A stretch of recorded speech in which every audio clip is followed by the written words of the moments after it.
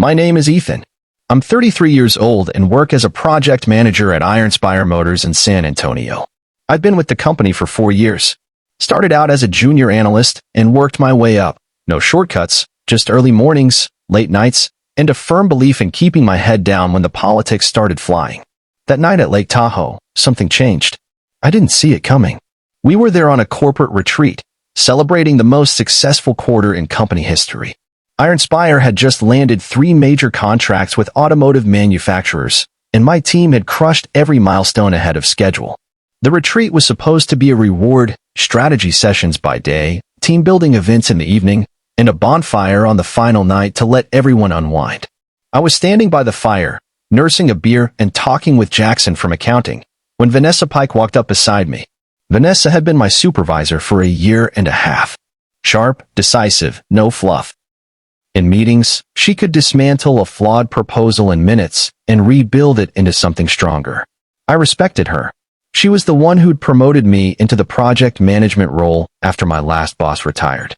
Always professional, always composed. Until that night. She had a glass of wine in hand.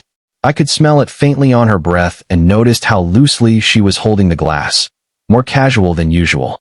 "Ethan, walk with me," she said, nodding toward the dock. I figured she wanted to talk about the promotion rumors. Senior management had started asking questions about my availability for larger projects. It wouldn't surprise me if Vanessa wanted to strategize before we returned to the office. We walked to the edge of the dock, away from the laughter and firelight. The lake was glass still, reflecting the orange flicker of the bonfire behind us. She turned toward me, standing closer than she usually did during our check-ins. "You've been doing excellent work," she said. "Really excellent. I've been watching how you handle pressure, how you build relationships. You're ready for the next level." I thanked her, told her I appreciated the feedback, that I was eager for more responsibility. And I meant it. Then her tone shifted. "I could fast-track you to senior management," she said. "Skip the usual bureaucracy. But I need to see a little loyalty tonight." She rested her hand on my arm. It wasn't professional. It wasn't the Vanessa I knew. I gave a nervous laugh, made a joke about being too tired for career planning after a long day, and started walking back toward the fire. She followed, but didn't say anything else. I chalked it up to the wine.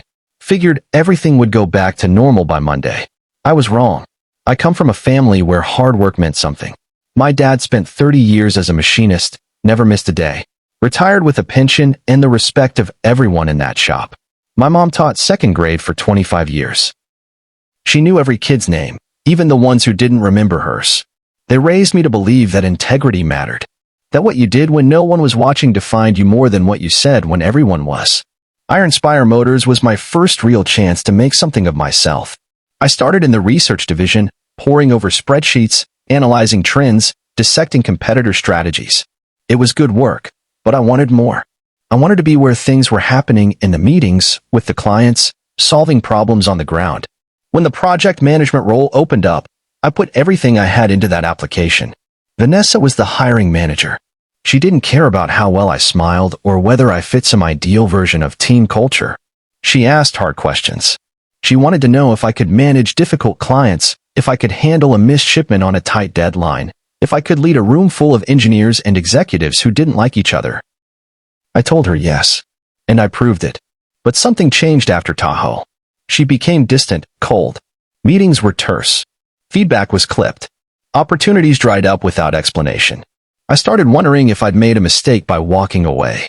Not just from that moment, but from what it could have meant for my career.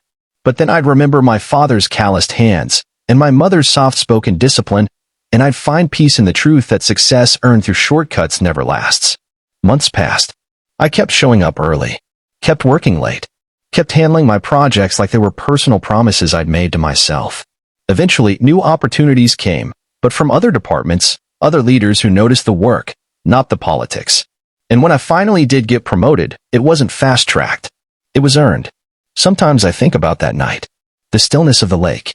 The way the firelight flickered across the water. The choice I made. Not out of pride, but out of something older and quieter, character. It cost me, yes, but it also shaped me. Because in a world full of shortcuts, there's something powerful about staying the course. And if you ask me whether I'd make the same decision again, every single time, Managing competing deadlines, delivering results under pressure. I could do that. I had done that. Vanessa saw it in me. She hired me within a week of our first interview. The first year had been demanding but fair. Vanessa was a clear communicator. She set high expectations, but she gave me the resources I needed to meet them. And when clients got unreasonable or deadlines tightened without warning, she backed me up. She promoted me twice in that first year, increased my project load, brought me into strategic planning sessions with senior leadership. I trusted her judgment. I respected her work ethic. When other managers complained about her micromanagement or said her standards were unrealistic, I defended her. She was tough, yes, but she was building something real, something that mattered. The retreat at Lake Tahoe? That had been her idea. She pushed the executive team to recognize what our division had accomplished. $47 million in new contracts, every project delivered on time, and a 90% plus client satisfaction score. She fought for the budget, planned the itinerary, even signed off on the retreat center's security systems herself. That retreat was supposed to be a reward for all of us. But Monday morning didn't feel like a return to normal. It felt like stepping into a room I used to belong in, but no longer did. The change started small. Vanessa's assistant handed me a stack of new project files without making eye contact. My regular 9 a.m. check-in with Vanessa had been rescheduled to 2 p.m. No explanation. When I tried logging into the client database, my access had been restricted. I didn't think much of it at first. That kind of thing happens after trips, passwords reset, roles change in the system. I filed a help desk ticket and figured it would be sorted out by lunch. It wasn't. When I walked into Vanessa's office at 2 p.m., she barely looked up. The meeting lasted exactly 12 minutes. She handed me 3 new projects, each one more complicated than the last, with timelines that didn't make sense. I asked, politely, if there was flexibility on the deadlines or if I could loop in additional support. She looked at me like I'd suggested something shameful. "These are the deadlines, Ethan," she said flatly. "Figure it out." She didn't wait for a reply. The door closed behind me louder than it needed to. That night, I stayed until almost 8 p.m., trying to make sense of the scope of the work. The math didn't add up. The expectations were deliberate, like I was meant to fail. At first, I told myself I was being paranoid. Maybe I'd misunderstood. Maybe I wasn't reading the room right after Tahoe. But after 3 weeks of watching my scheduled client meetings get mysteriously canceled, after resubmitting reports over and over with feedback that directly contradicted Vanessa's earlier approvals, I knew. This wasn't a misunderstanding. It was sabotage. Intentional. Systematic. The breaking point came during a presentation I'd prepared for Meridian Automotive, one of our biggest clients. I had poured myself into that work. 2 weeks of research, budgeting, timeline modeling. Vanessa reviewed every slide, every word. I thought we were aligned. But 20 minutes before the meeting, she pulled me aside. "I'm taking over the presentation," she said. "You'll be there to answer technical questions if needed." I didn't have time to argue. So I sat there in the corner of the conference room and watched her deliver my work, my research, my budget, my timeline, to the client as if it were her own. When Meridian approved the contract, $8 million over 2 years, Vanessa smiled, shook hands, and thanked them without once mentioning my name. After the clients left, she turned to me with a smile that felt like a blade. "Good support work, Ethan. Maybe you'll be ready for lead presentations in a few more years." I didn't respond. I couldn't. Later, I sat in my truck for over an hour, long after everyone else had gone home. Not angry. Not yet. Just quiet. Still, trying to understand how someone I once respected could so completely erase me from the work I helped build. What do you do when someone you trusted rewrites your story in front of you, while you're still living it? I kept showing up. I kept doing the work, even when the credit was taken, even when the wins came with someone else's name on them. Because I wasn't working for applause. I was working for the man I told myself I'd be, the one my father raised, the one my mother believed in. Eventually, people noticed. Not all at once, not loudly, but they saw. Other leaders asked questions. Other teams offered help. A senior VP quietly asked me to submit my resume for an internal transfer. The day I packed up my desk, Vanessa didn't say a word. Neither did I. She taught me something, in the end, just not the lesson she intended. If success built on silence can be taken with silence, then integrity is what lasts after the applause fades. I moved on. Not bitter, but changed. I carry that scar with me, not as a wound, but as a reminder. Some bridges you don't burn. Some you let collapse behind you, stone by stone, because they were never safe to cross again. And sometimes the firelight that reveals someone's true nature is the same light that shows you the path forward. Something had changed, and I knew exactly when it started. The memory of the retreat wouldn't leave me.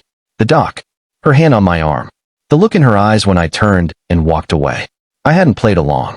I'd taken a step back, and now it felt like she was determined to make me pay for it. That night, sitting in the quiet of my apartment, I made a decision. I started documenting everything. Emails, timestamps, project assignments, meeting notes, deadline changes, every missed credit, every altered instruction. A pattern was forming, and with each entry, the shape of it became clearer. This wasn't just pressure, it was retaliation. But I wasn't going to quit. I wasn't going to storm out or shout down a hallway. I wasn't even going to file a complaint, at least not yet. My dad taught me that when someone tries to knock you off your path, you don't swing back in anger. You don't play their game. You get smarter. The documentation was my first move. But I needed more. Something concrete. Something that couldn't be dismissed or twisted around in a meeting. That's when I remembered the retreat. The security cameras near the bonfire. The subtle ones near the dock, positioned to capture the shoreline for safety reasons. I remembered wondering, idly, if they included audio. Many of them do these days. Vanessa had signed off on the entire retreat. Every reservation, every system, every safety detail. Including, perhaps, the very camera that recorded our conversation. There was a bitter kind of symmetry in that. I reached out to an old college friend who now worked in corporate surveillance systems. We talked in general terms, hypothetical questions about retreat center security features, how long footage is typically stored, whether audio is legally captured and retained. What I learned gave me hope. Then, carefully, I drafted an email to the retreat center's management. Polite. Neutral. I didn't accuse anyone of anything. I simply requested access to security footage from a specific evening, around the dock area, citing a personal concern related to a missing item. It wasn't a lie. The item I was missing was my piece. For weeks after that retreat, I decided it was time to stop silently absorbing every blow. I didn't lash out. I chose a quieter resistance, the kind that lives in truth. I scheduled a meeting with Human Resources. Patricia Caldwell had been with Iron Spire for over a decade. She had a reputation for handling sensitive issues with calm and clarity. I brought my files, emails, notes, calendar records. A story written not in anger, but in timestamps and timelines. A pattern no one could ignore. She listened. Really listened. She asked smart questions, the kind that told me she was already mapping this out in her head. She didn't promise outcomes. She didn't make it personal. But I saw concern in her eyes. This isn't the first time I've heard concerns about management behavior, she said carefully. But I'll need time. A week. To go through everything and speak to the relevant parties. Can you give me that? I nodded.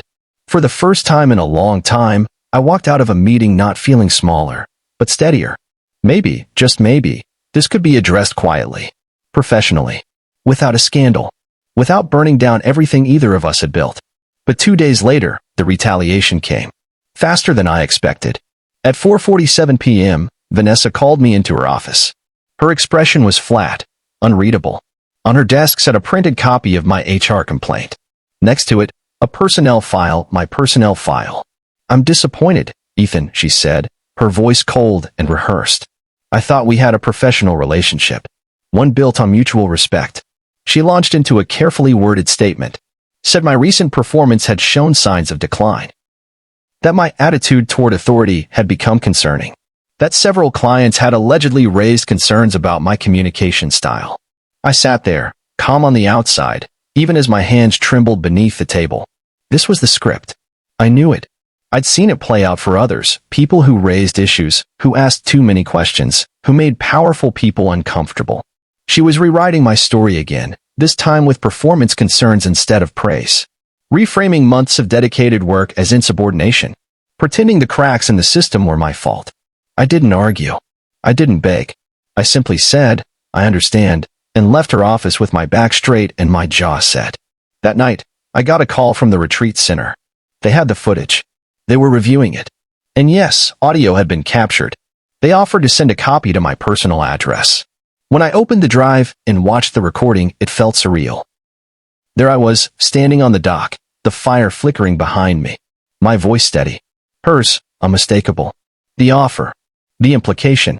The moment I stepped away, it was all there. And suddenly, the weight I'd been carrying for weeks, the confusion, the guilt, the fear, lifted. Not entirely, but enough. Enough to breathe again.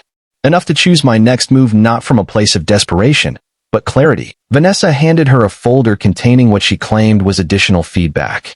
Patricia opened it, her brow furrowed as she flipped through the pages. I didn't have to read them to know what they said. More distortions. More manufactured concerns. More carefully curated narratives meant to erode everything I had built over 4 years. I sat there quietly, watching Vanessa justify her decision with a smile that never reached her eyes. I knew then that this was never about performance. This was personal, and it was calculated. When the meeting ended, I returned to my desk, sat down, and took a deep breath. Not the kind that fills your lungs with oxygen, but the kind that fills your soul with resolve. I opened my laptop and pulled up the footage from the retreat center. I watched it again, just to remind myself that I wasn't imagining any of it. Her voice was clear. Her intentions, clearer. It was all there. Her proposal, my rejection, the silence that followed, the shift in tone. And the fallout. That night, I didn't stay late to meet another impossible deadline. I went home. I ate dinner. I called my father. He didn't need details to understand. He just said, "Stand tall, son. If you've done right, the truth will carry you." The next morning, I scheduled a formal meeting with Patricia. I brought everything, the video file, the audio transcript, the documentation of retaliation, the timeline that showed how things had unraveled after the retreat. I watched her face change as she read, listened, and watched. She didn't speak for a long time after the video ended. "Ethan," she said quietly, "this is serious. We will need to escalate this." I nodded. I'm not looking to ruin anyone's career, but I'm not going to let mine be destroyed either. The following days were a blur of meetings, HR, legal, executive leadership. I stayed calm through every one of them. I wasn't bitter. I was tired, yes, but I wasn't angry anymore. I just wanted to be heard, to be believed. And now, I finally was. Vanessa was placed on administrative leave pending investigation. Eventually, she resigned quietly, without fanfare, without accountability beyond what the system allowed. The company never issued a formal statement, but the silence spoke volumes. 2 weeks later, I was offered a promotion to senior program director. I turned it down. It wasn't about revenge. It wasn't even about justice anymore. It was about peace. I gave my notice respectfully and walked away from Ironspire Motors with my dignity intact. I had done the work. I had played by the rules. And I had survived something that could have broken me. Now, I consult for startups, young teams full of hunger and hope. I teach them not just how to manage projects, but how to lead with integrity. I tell them the truth, that talent will get you far, but character will carry you through the darkest storms. Sometimes, when I walk past a lake or hear the crackle of a bonfire, I remember that night in Tahoe. And I remember how close I came to giving up. But I didn't. And that has made all the difference. The Retreat Center Security Department had mentioned something I couldn't stop thinking about, that their surveillance system archived footage for up to 3 years for insurance purposes. Previous retreats might be on record. It was a long shot, but I followed the thread. I sent another carefully worded email, this time referencing earlier retreats, citing a personal concern about missing items during a previous stay. I requested to review the relevant footage from the retreat that had taken place a year before, the one Trevor had attended. It took 10 days, but the retreat center responded. They had found archived footage from the previous event. I requested a copy and paid the processing fee without hesitation. When I received the files, I sat at my dining room table late into the night watching them. There it was, a different bonfire, a different dock, but the same woman, Vanessa. Same posture, same tone, same approach. And then Trevor, awkward, trying to sidestep the moment, clearly uncomfortable. And just like with me, when he didn't go along, her expression hardened. It hit me harder than I expected. This wasn't just about me anymore. It never was. This was about a pattern. A person in power using that power to manipulate, to coerce, and to erase anyone who didn't play by her rules. And it wasn't just corporate sabotage. It was the quiet erosion of dignity for me, for Trevor, for the others who'd simply disappeared. their reputations quietly tarnished, their futures altered by choices they never asked to face. I gathered everything. The recordings, the documentation, the corroborated stories from other employees, including signed statements. I didn't go to human resources this time. I went higher. I sent a single, concise email to the Executive Oversight Committee. Subject line: Ethics Concern Pattern of Managerial Misconduct. I attached the files and requested a formal investigation. No dramatic accusations. No emotion. Just facts. Evidence. The silence afterward was excruciating. For a week, nothing changed. I kept working, kept showing up early, staying late, completing every impossible task she assigned, even as I felt the weight of exhaustion pressing deeper into my bones. But on the 8th day, everything shifted. I was called into a meeting, this time with the CEO, the General Counsel, and Patricia from Human Resources. They had reviewed the material. The mood was solemn. They didn't ask many questions, only clarification on dates, timelines, and my first-hand experience. Then they told me what I hadn't let myself hope for. They believed me. An independent investigation was being launched immediately. Vanessa was being placed on administrative leave pending the outcome. And I was being fully released from the performance improvement plan, with a formal apology issued by the executive team. I left that meeting numb. Not triumphant, just tired. But something in me started to breathe again. The weeks that followed were a blur. Vanessa denied everything, as expected. But the evidence was too strong, too consistent. With multiple testimonies and surveillance footage to back it up, the truth unfolded. Quietly, but steadily. When the report was finalized, Vanessa's employment was terminated for cause. The company offered apologies to every former employee affected by her actions and reached out to clear personnel records and offer support. It wasn't a perfect resolution. Nothing erases the damage entirely. The sleepless nights, the stress, the self-doubt, the moments I questioned my own worth. But it mattered. What I did mattered. And that changed something in me. I stayed at Iron Spire for another year. Not because I was afraid to leave, but because I wanted to rebuild what had been broken. I mentored new team members, advocated for better internal reporting systems, and led ethics training based on lessons we all learned the hard way. Eventually, I moved on. Took a job with a smaller firm. Less pay, more integrity. The kind of place where people looked you in the eye and meant what they said. Every now and then, I still think about that night at Lake Tahoe. The fire. The dock. The moment everything began to shift. I used to see it as the night my career almost ended. Now, I see it as the night I found my voice. Not by fighting fire with fire, but by holding on to who I was, even when it cost me sleep, comfort, and peace of mind. Integrity doesn't always win fast, but it does win. And sometimes, the quiet courage to keep showing up is the loudest truth of all. This wasn't just about my job anymore. Somewhere along the way, it had grown into something more, something larger than me. I was fighting for everyone who had ever been quietly pushed out, silenced, or broken down by a person who used power not to lead, but to dominate. I could see their faces now: Trevor, Alyssa, Jordan. Talented, dedicated people who'd walked into Iron Spire with hope in their hearts and walked out wondering what they'd done wrong. I wasn't just trying to survive this. I was trying to end it. That weekend, I locked myself in my apartment and laid it all out.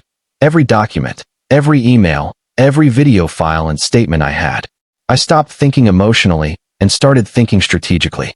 This wasn't about revenge. I didn't want to hurt Vanessa. I wanted to stop her. I wanted to protect the people who would come after me if I didn't do something now.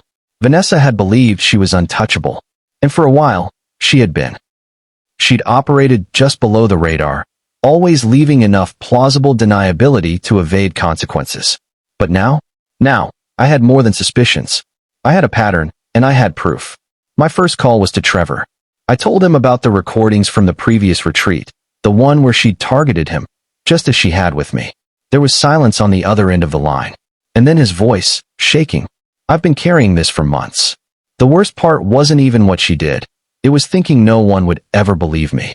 If there's a chance to stop her from doing this to someone else, I'm in.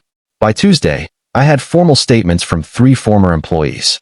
3 people who had no connection to each other except a shared story of being lured, rejected, then slowly erased. And each of them had attended a different company retreat. The patterns were eerily consistent. Retreat. Proposition. rejection, retaliation, resignation. The retreat center confirmed they had archived footage from the past 3 years. 3 retreats, 3 nights by the fire, 3 documented abuses of power.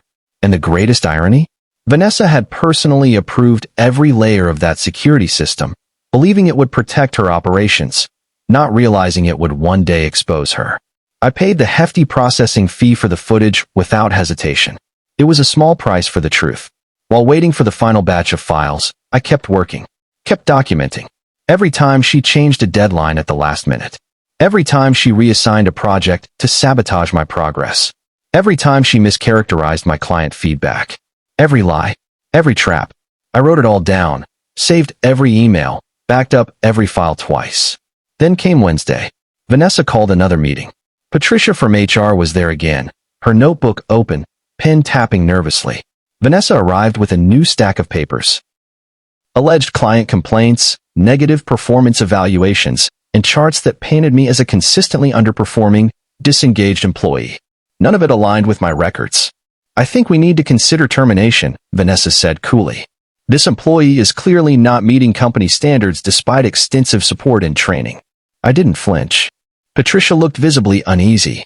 I'd like time to review the documentation before making any recommendations, she said carefully. But Vanessa pushed back, urging immediate action. Dragging this out affects team morale and client relationships, she insisted. I stayed silent. I let her talk. I let her spin her narrative. And when the meeting ended, I stood up and walked out with my dignity intact. Back at my desk, I made 3 phone calls. The first was to an employment attorney. I'd done the research, found someone who'd taken on powerful corporations and won. I shared a summary of the case. She agreed to take me on immediately and began prepping documents for what might become a legal claim. The second was to the retreat center. The footage was ready. I scheduled a pickup. The third was to Patricia. I requested a private meeting for Friday afternoon. I have new documentation that's relevant to my employment situation, I told her. She didn't press for details. Just gave a quiet, okay. I'll see you then. Friday came with heavy skies. The city felt unusually quiet as I made my way to work, a USB drive in my pocket that held the weight of truth. When I sat down with Patricia that afternoon, I didn't start with accusations. I started with facts. I handed her printed transcripts of the retreat footage, attached with statements from 3 former employees and cross-referenced timelines of retaliation. Then I plugged in the drive and played a single clip. Vanessa's voice filled the room. It was unmistakable. She was calm, measured, casual even. As she blurred the line between professional encouragement and personal invitation. And then, the shift. The moment of rejection. Her voice cooled. Her tone turned clipped. And everything that followed? It was right there, in black and white. When the video ended, Patricia sat back slowly. Her voice was quiet. I don't know what to say. You don't have to say anything, I replied. Just help me make sure no one else goes through this again. She nodded once. Serious. I'll take this to the executive committee. Immediately. The aftermath wasn't fast. These things never are. But it was thorough. An internal investigation was launched, this time at the highest level. Vanessa was placed on administrative leave the following Monday. Weeks later, her termination was announced in a quiet internal memo that spoke of violations of company ethics and a commitment to a safe, equitable work environment. I didn't celebrate. I didn't need to. Instead, I took a long walk that night. No phone. No headphones. Just me and the sound of my own footsteps echoing across the pavement. There's a quiet power in choosing the high road, even when every part of you wants to scream. There's courage in staying calm when someone is trying to provoke you. And there's honor in standing up, not just for yourself, but for those who never got the chance. I stayed with the company for another 9 months. Just long enough to help rebuild what Vanessa had nearly destroyed. I led ethics workshops. I mentored new hires. I made sure the reporting process was stronger, clearer, safer. Then one morning, I handed in my resignation. I didn't leave in anger. I left in peace. Because I knew who I was now. I wasn't just someone who'd survived injustice. I was someone who'd stood still in the storm and helped it pass.